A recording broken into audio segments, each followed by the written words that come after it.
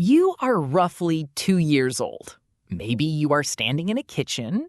Maybe there is a cake. Maybe someone is singing. And the strange thing is, that moment was real. It happened to you. But if you try to reach for it now, there is nothing there. Just a faint story someone else told you, maybe a photograph, but not the actual feeling, not the moment itself. You have lost almost every single memory from the first few years of your life, and you are not alone. Almost everyone on Earth has forgotten the same years. This is one of the most reliable features of the human brain, and yet no one knows exactly why it happens. Scientists have a name for it: infantile amnesia, the forgetting of early childhood. But the name does not explain the mystery. It only points at it. Because here is the strange part. Your brain was working. Your brain was learning. By the time you were 2, you knew hundreds of words. You knew faces. You knew emotions. You knew how to walk, how to smile, how to lie for the first time. None of that was passive. Your brain was building a model of the world. So why did it throw away the record? Why does the most rapid period of learning in your entire life leave behind almost no personal memories? The answer is not what most people think. It is not that babies have bad memory, because they do not. Researchers have known for decades that infants can remember things in the moment. They can remember faces, they can remember patterns, they can even remember specific events for days or weeks. A baby can learn that a mobile moves when they kick their foot, and weeks later, they will remember it. So the problem is not storage. The problem is what happens after. The memories do not survive into later life. They are built, and then they are dismantled, or buried, or overwritten. One of the most powerful explanations comes from a researcher named Patricia Bauer. She has spent years studying how children remember.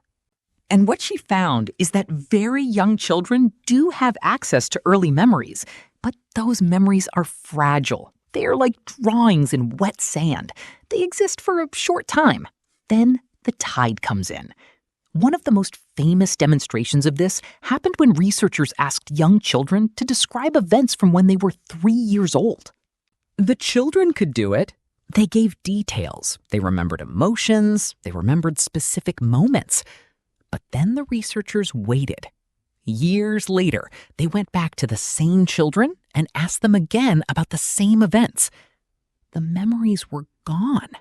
Not distorted, not vague. Gone. The children had forgotten completely, even though they had once spoken about these moments with clarity. And that is the real mystery. The memories were not never formed. They were formed. They were available, and then they were erased.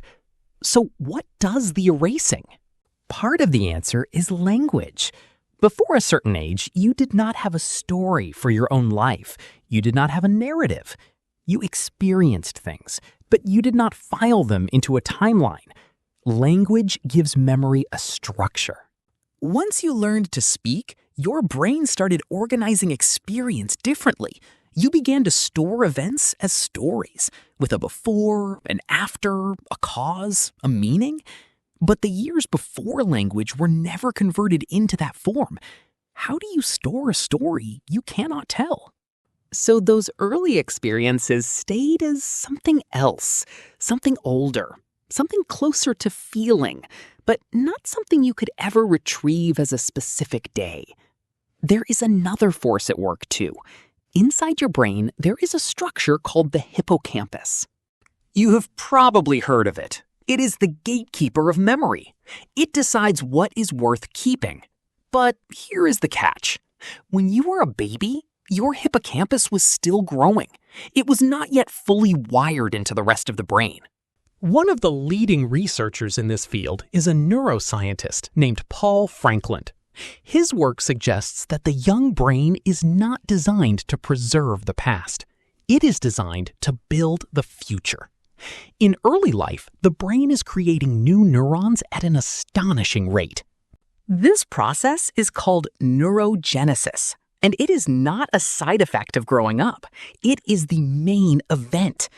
But there is a cost.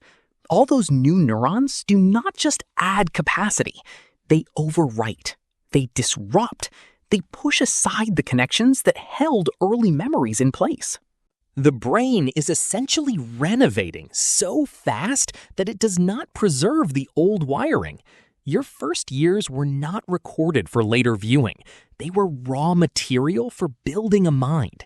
And that is the strange trade at the heart of being human.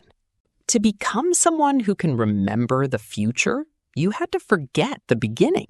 The first version of you was not stored. It was spent, used to construct the person reading this sentence right now. And maybe that is not a flaw. Maybe it is the only way it could work. You cannot keep the foundation and live in the house at the same time. So yes, you were 2 years old, there was a cake, someone was singing, and that moment was real. But you were not supposed to keep it. You were supposed to become it.